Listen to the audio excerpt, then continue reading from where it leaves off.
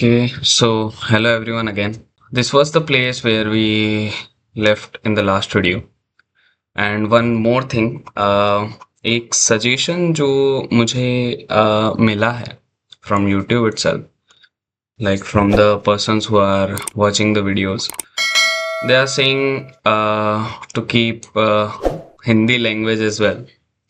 तो ये जो कोर्स है, पहले तो यही सोचा था मैंने कि पूरा कंप्लीट इंग्लिश में ही चले, बट या इफ कुछ लोगों को हिंदी ज़्यादा बेटर समझ में आती है कि बिकॉज हिंदी में समझने में एक फ़ायदा ये भी है कि अगर आप एक बार कॉन्सेप्ट्स अच्छे से समझ गए तो आगे जाके प्रॉब्लम नहीं आएगी। और नेटिव लैंग्वेज में समझना या इट्स गुड थिंग। तो हम इसे हिंदी में और इंग्लिश में दोनों में कंटिन्यू करेंगे course. Some of the places जहाँ मैं हिंदी भी यूज़ करूँगा और कुछ प्लेसेस पे मैं इंग्लिश भी यूज़ करूँगा। ओके, सो या that was the last thing where we left. So in this video, I'll explain you each and every keyword that is used here. तो हम क्या करेंगे कि एक एक जो वर्ड है यहाँ पे उसको समझेंगे। यहाँ पे हम वन बाय वन जाएं तो सबसे पहले लिखा है public. So let me write here as well. Access modifiers, public, private, protected. Okay, so these are the access modifiers जो कि हम यूज करते हैं जावा के अंदर। सो पब्लिक मीन्स जो हमने ये क्लास बनाई है मेन क्लास, यहाँ पर लेट इफ यू अज्यूम कि एक फोल्डर और है जिसका नाम है मूवीज। सो अगर हम एज्यूम करें कि हम ऐसा एप्लीकेशन बना रहे हैं जिसमें हम यूजर्स को मूवीज शो करेंगे, तो यहाँ पे इस मूवीज वाले फोल्डर में हमने ऐसा कुछ कोड लिखा है जिससे जो हमारा स्टोरेज डिवाइस होगा या फिर जहाँ पे भी हम स्टोर कर रहे हैं मूवीज को, वहां से वो उन मूवीज को फैच करके लाएगा। तो अब हमें कुछ मेन फंक्शन में वैसे ऐसा होता नहीं है, बट लेट अस एज्यूम कि हमने यहाँ पर कोई भी ऐसा कोड लिखा या फिर कोई भी ऐसा फंक्शन लिखा जो कि हम इस मूवीज वाले फोल्डर के अंदर एक्सेस करना चाहते हैं। तो अगर आपने यहाँ पर इसको पब्लिक मेंशन किया है, यानी पब्लिक एक्सेस मॉडिफायर यूज किया है, तो आप इस मूवीज वाले फोल्डर के अंदर उसे यूज कर पाएंगे। लेट्स से आपने ये मूवीज बनाया है यहाँ पे जो ओके। सो आपने यहाँ पे जैसे ये मूवीज का जावा फाइल बनाई है यहाँ पे, तो आप इस मेन वाले के अंदर अगर कोई फंक्शन डिफाइन करते हैं या फिर कुछ भी चीज करते हैं तो आप उसको यहाँ एक्सेस कर पाएंगे। मैं विथ एग्जांपल आपको और समझाऊंगा, इसके लिए पर्टिकुलर वीडियो बनेगी। एक वीडियो में सारी चीजें समझाना पॉसिबल नहीं है, so just I am giving a brief idea summary about all the things. So हो गया, ये एक्सेस मॉडिफायर्स हो गया। इसके बाद आया क्लास। क्लास का मतलब होता है एक बंडल। मतलब जैसे ये मूवीज है, इस मूवीज को अगर हम क्लास बनाए,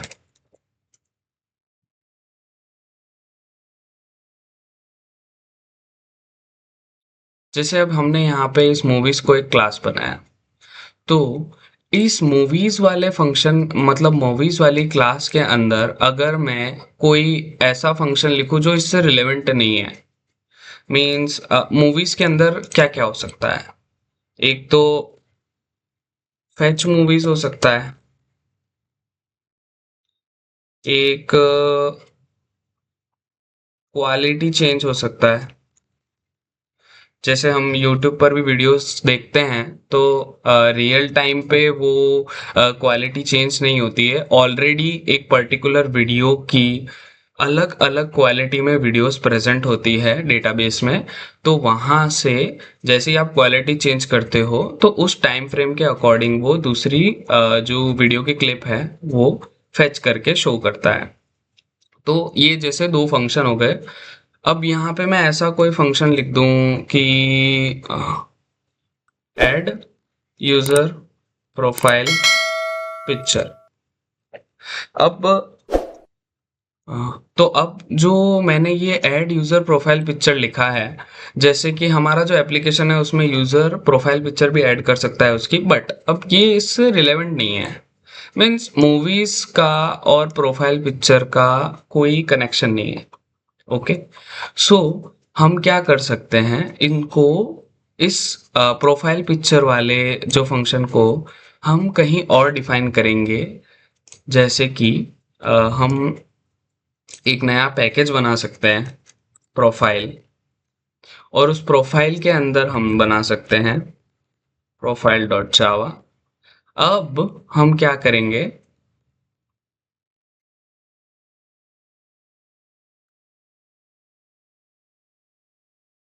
अब हमने ये जो यहाँ फंक्शन बनाया था ये यहाँ पे डाल दिया। अब इससे क्या होगा, अभी तो हमने कोड लिखा नहीं है, और जो छोटे कोड्स होते हैं उसमें यूज़र माइंड में रख सकता है हर चीज़ कि हाँ मैंने मूवीज़ में प्रोफाइल वाला भी फंक्शन डाला था तो मुझे पता है। बट जब आपका कोड बेस बहुत बड़ा हो जाता है तो आप ऐसे चीज़ें एज्यूम नहीं कर सकते कि हाँ मैंने यहाँ रखा था, या फिर अगर आप ये भी समझें कि आप किसी कंपनी में हैं और आपने कहीं कोड लिखा है और आगे कोई और जना आता है और आपके कोड में कुछ मॉडिफिकेशन करना चाहता है, तो उसे बिल्कुल समझ में नहीं आएगा कि मूवीज वाले पैकेज में या फिर मूवीज की क्लास में प्रोफाइल का कोड कैसे हो सकता है। मैं अभी बहुत स्ट्रेट फॉरवर्ड जा रहा हूँ, मैं बिल्कुल अभी फिलहाल डिटेल में नहीं जा रहा हूँ। बाकी और अच्छे एग्जाम्पल से मैं आपको दे सकता हूँ, बट ये वीडियो बहुत ज़्यादा लेंदी हो जाएगी, और इस वीडियो में मेरा फोकस अभी इतना ही है कि मैं आपको एक बार समरी प्रोवाइड कर दूँ हर चीज़ की, ताकि अगर आप स्टार्ट कर रहे हो तो बिल्कुल ऐसा ना हो कि हम ऐसे ही पब्लिक लिख रहे हैं, ऐसे ही क्लास लिख रहे हैं, ऐसे ऐसा नहीं करना है आपको कि बस ऐसे लिखते हैं तो हम भी लिख रहे हैं, नहीं। आपको एटलीस्ट थोड़ा बहुत आइडिया हो कि आप अगर एक वर्ड भी लिख रहे हैं, एक कीवर्ड भी यूज कर रहे हैं जावा का, तो क्यों कर रहे हैं। ओके, तो ये हो गई क्लास के बाद। क्लास क्या हो गया, एक बंडल हो गया। और इन कोडिंग हम इसे ब्लूप्रिंट भी कहते हैं समटाइम्स। ओके, ब्लूप्रिंट जैसे आप जानते हैं कि अगर जब घर बनता है तो उसका पहले ब्लूप्रिंट तैयार होता है कि ऐसा ऐसा ऐसा घर होगा। तो हम भी यहाँ पे जैसे अभी हमने ब्लूप्रिंट बनाया कि एक मूवीज की क्लास है, उसके अंदर कौन कौन से फंक्शन हो सकते हैं, फैच मूवीज हो सकता है, क्वालिटी चेंज हो सकता है। तो ये क्या हो गया, एक ब्लूप्रिंट तैयार हो गया। तो अब यूजर जब यहाँ पे फंक्शन लिखने आएगा तो उसको ज्यादा सोचना नहीं पड़ेगा कि क्या क्या कर सकते हैं, क्योंकि वो हमने पहले ही सोच लिया कि ये चीजें कर सकते हैं। तो अब सीधा यूजर फंक्शन की तरफ जाएगा, लाइक फंक्शन लिखेगा। आगे आ जाते हैं। So now we will talk about what is this main. This is class name. So अब जावा के कुछ रूल्स होते हैं, उसमें से एक रूल ये भी है कि जो आपने फाइल का नेम दिया है, जैसे यहाँ हमने दिया है मेन डॉट जावा, तो जो यहाँ की जो मेन क्लास होगी जो कि ये है पब्लिक क्लास मेन, उसका नाम और जो फाइल का नाम है दे शुड बी सेम।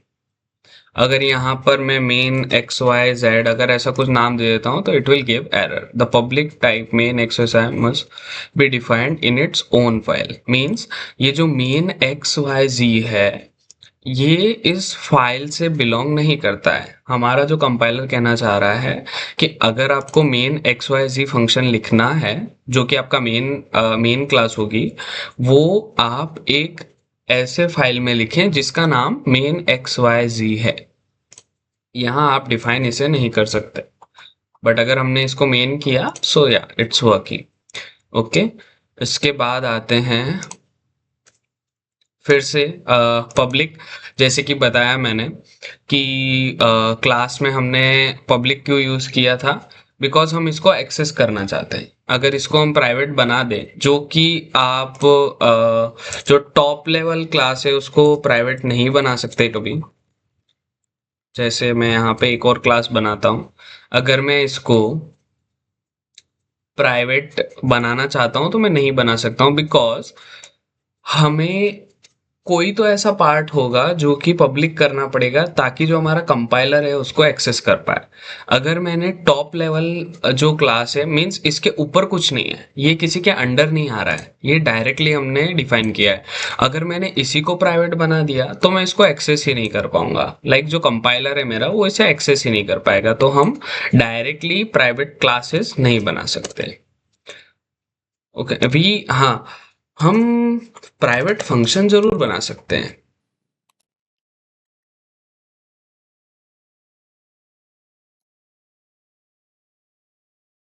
हम्म, जैसे अब मैंने ये फंक्शन बनाया है, ये कंप्लेन कर रहा है कि हमने इसको यूज़ नहीं किया, और ऑब्वियसली हमने इसको यूज़ नहीं किया है कहीं। एंड वन मोर थिंग, जावा में जो फंक्शंस होते हैं उनका जो नेमिंग कन्वेंशन होता है वो स्टार्ट होता है स्मॉल लेटर से, जबकि क्लास का जो नेम होता है उसका जो फर्स्ट लेटर होता है वो कैपिटल होता है। ये जावा का जो नेमिंग कन्वेंशन है वो ये फॉलो करना चाहिए हर डेवलपर को अगर वो जावा में कोड लिख रहा है तो। इन बिगिनर इतना फर्क नहीं पड़ेगा, बट जब आपका कोड बेस बहुत बड़ा हो जाएगा तो समझने में कंफ्यूजन हो जाएगा कि जो चीज़ हम एक्सेस कर रहे हैं वो एक फंक्शन है या क्लास है। तो इससे डायरेक्टली अंडरस्टैंडिंग हो जाती है कि अगर जो नेम है उसकी स्टार्टिंग अगर स्मॉल लेटर से हो रही है तो नो डाउट वो फंक्शन होगा। ओके। हम्म, तो ये हो गया access modifier same as class. यहाँ पे भी हम तीन तरीके के एक्सेस मॉडिफायर यूज कर सकते हैं, पब्लिक, प्राइवेट, प्रोटेक्टेड। सो एक पर्टिकुलर इंडिविजुअल वीडियो आएगी इन एक्सेस मॉडिफायर्स पे जहाँ पे मैं एक्सप्लेन करूंगा कि पब्लिक कैसे हम यूज कर सकते हैं, प्राइवेट कैसे यूज कर सकते हैं और प्रोटेक्टेड कैसे यूज कर सकते हैं, और कहाँ कहाँ हम इन्हें यूज नहीं कर सकते। Okay, so let's go forward. अब आ जाता है स्टैटिक। सो स्टैटिक हम उन फंक्शंस पे डिफाइन करते हैं जो हम डायरेक्ट एक्सेस करना चाहते हैं विदाउट ऑब्जेक्ट क्रिएशन। अभी ये वर्ड्स थोड़े बड़े लग रहे होंगे कि ऑब्जेक्ट क्रिएट करना वगैरह वगैरह, ये सब हम चीज़ें और डिटेल में सीखेंगे। मेनली जो उप्स आपका स्टार्ट होगा, उप्स मीन्स ऑब्जेक्ट ओरिएंटेड प्रोग्रामिंग, तो वहाँ ये चीज़ आप इतने डिटेल में सीखेंगे कि आपको कहीं प्रॉब्लम नहीं आएगी कि ये क्या है स्टैटिक। अभी फिलहाल माइंड में सिर्फ इतना सा रखो कि स्टैटिक जो है वो हम उन फंक्शंस पे या फिर उन क्लासेस पे यूज करते हैं जो हमें बिना डिफाइन करे हम डायरेक्टली यूज कर सकें। ओके।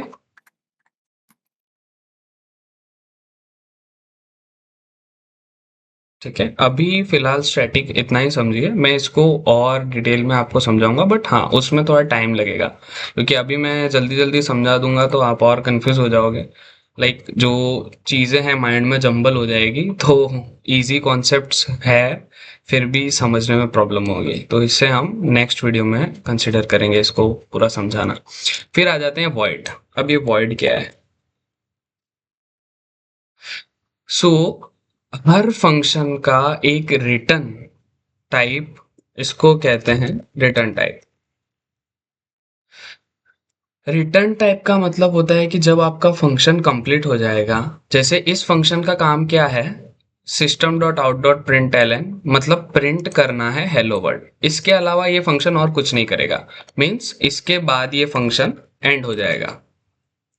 तो एंड होने के बाद आपको बताना पड़ता है कि आपका फंक्शन क्या रिटर्न करेगा। मतलब आपका पूरा फंक्शन चल गया, अब हमें एंड रिजल्ट क्या मिला।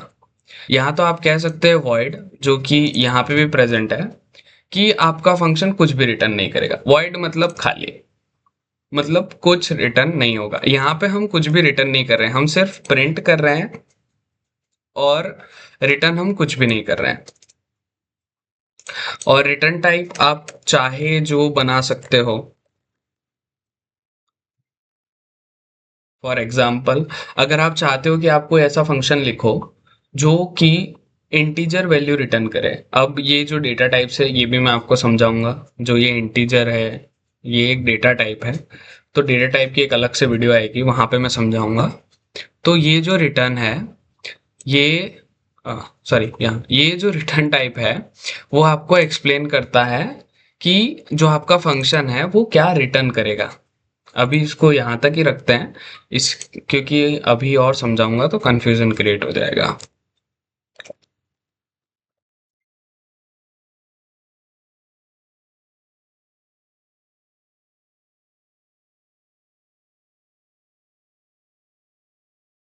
ओके। हम्म। फिर आ जाते हैं मेन। ये कुछ नहीं है, ये आपका फंक्शन नेम है। ये आप वन मोर थिंग। अब ये जो है ये आपकी मेन क्लास है और ये आपका मेन फंक्शन है। तो ये जो फंक्शन है ये हमारे जेवीएम को इंस्ट्रक्ट करता है कि ये जो है हमारा कोड का स्टार्टिंग पॉइंट है। मींस आपको यहाँ से रीड करना स्टार्ट करना है। मींस जेवीएम को कैसे पता चलेगा कि मैं कहाँ से स्टार्ट करूँ। मींस हमने इतने सारे बनाए, मूवीज डॉट जावा बनाया, मेन डॉट जावा बनाया, प्रोफाइल के अंदर भी प्रोफाइल डॉट जावा है। तो जेवीएम को कैसे पता चलेगा कि मुझे यहाँ से रीड करना स्टार्ट करना है। तो इसलिए हमने यहाँ पे ये जो फंक्शन डिफाइन किया है, इसका मेन पर्पस यही है कि ये जेवीएम को बताता है कि हाँ ये हमारा मेन फंक्शन है और आपको यहाँ से स्टार्ट करना है। ठीक है। फिर इसके बाद आ जाते हैं हम स्ट्रिंग आर्ग्स। अब ये जो है ये ARGS जो है इसका जो फुल फॉर्म है वो होता है आर्ग्यूमेंट्स। अब आर्ग्यूमेंट्स क्या है? ओके। आर्ग्यूमेंट का मतलब है कि आप फंक्शन जो है उसमें कुछ वैल्यूज प्रोवाइड कर रहे हैं। मतलब अगर आपने कोई कैलकुलेटर बनाया है तो कैलकुलेटर की जो ऊपर वाली जो विंडो होती है जहाँ पे आप टाइप करते हैं 2 + 3, तो आप क्या कर रहे हैं उसको कुछ दे रहे हैं। आपने क्या दिया? 2 और 3 दिया और एक प्लस भी दिया कि आपको 2 और 3 को प्लस करना है। तो आपने क्या किया? वैल्यू प्रोवाइड की। अब वो वाली वैल्यूज जो है वो हम फंक्शन में थ्रू दिस जो ये आर्ग्यूमेंट्स है इसके थ्रू हम इनको प्रोवाइड करते हैं। और ये जो स्ट्रिंग है ये है आपका डेटा टाइप, जो कि मैं एक्सप्लेन करूंगा किसी और वीडियो में, जहाँ पे कंप्लीट अंडरस्टैंडिंग हो जाएगी आपको कि क्या होते हैं डेटा टाइप्स, कितने तरीके के होते हैं डेटा टाइप्स, और कैसे हम खुद का कस्टम डेटा टाइप भी बना सकते हैं, ये भी मैं बताऊंगा।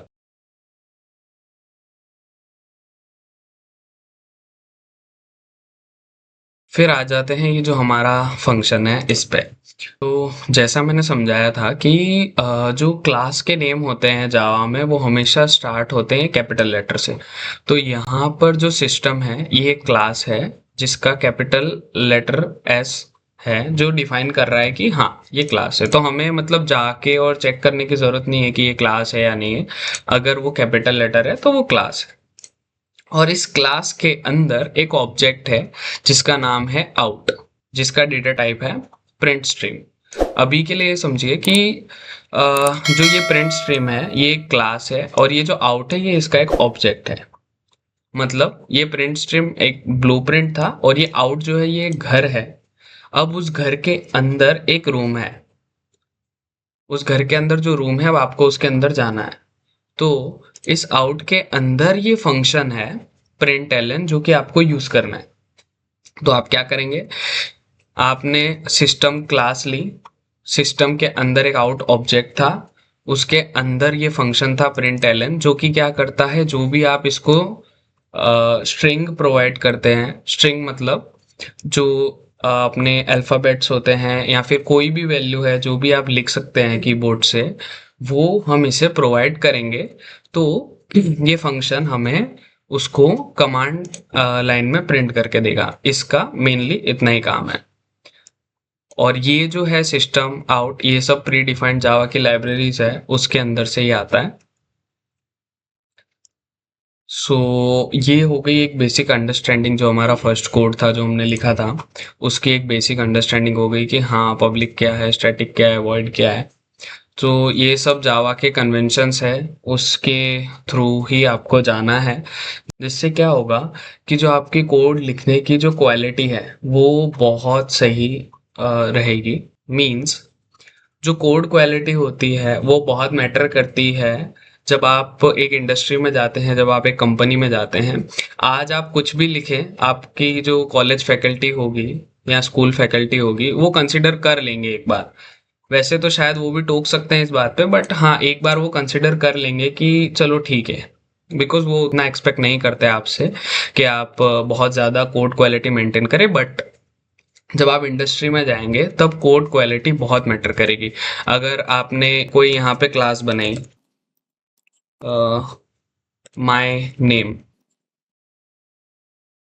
सो इस क्लास में कोई इशू नहीं है, ये क्लास प्रॉपरली वर्क करेगी। जैसे ये सिस्टम क्लास चल रही है सेम वैसे अगर मैं इसमें कोई फंक्शन डिफाइन करता हूँ तो वो प्रॉपरली चलेगा। बट ये सही कन्वेंशन नहीं है, इसमें आपको कंफ्यूजन क्रिएट होगा आगे जाके कि ये माय नेम एक फंक्शन है या फिर एक क्लास है। और ये एक बहुत बुरा इंप्रेशन होगा कि आप जावा लैंग्वेज सीख रहे हैं या फिर कोई भी लैंग्वेज सीख रहे हैं तो आपको उसके कन्वेंशंस ही नहीं पता है। तो ये बहुत बुरा इंप्रेशन पड़ता है जब आपका इंटरव्यू हो रहा है या फिर कोई भी राउंड हो रहा है।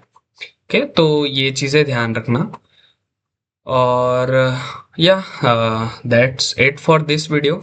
यहाँ पे हमने सब समझ लिया कि जो जो भी हमने लिखा था वो क्या था।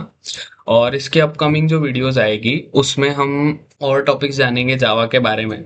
और मेनली जो हमारा नेक्स्ट फोकस रहेगा वो रहेगा जेडीके के ऊपर। लाइक जेडीके क्या होता है, जेडीके के अंदर कौन कौन से कंपोनेंट्स आते हैं। और जो कोड है वो एक बार तो मैंने एक्सप्लेन कर दिया था कि हाँ हमारा जो कोड है जेवीएम उसको बाइट कोड में कन्वर्ट करता है। बट बाइट कोड में किस तरीके से कन्वर्ट करता है और उसका फ्लो क्या रहता है वो सब हम समझेंगे डिटेल में। अगर आपको इसकी अंडरस्टैंडिंग हो गई, नो डाउट आपको कोड में उतना ज़रूरत नहीं पड़ेगा इसका, क्योंकि वो जेडीके खुद बिहाइंड द सीन कर रहा है। बट जब आप इंटरव्यू दे रहे होंगे या फिर आप किसी को एक्सप्लेन कर रहे होंगे तो आपका जो इम्प्रेशन पड़ेगा वो बहुत अच्छा पड़ेगा।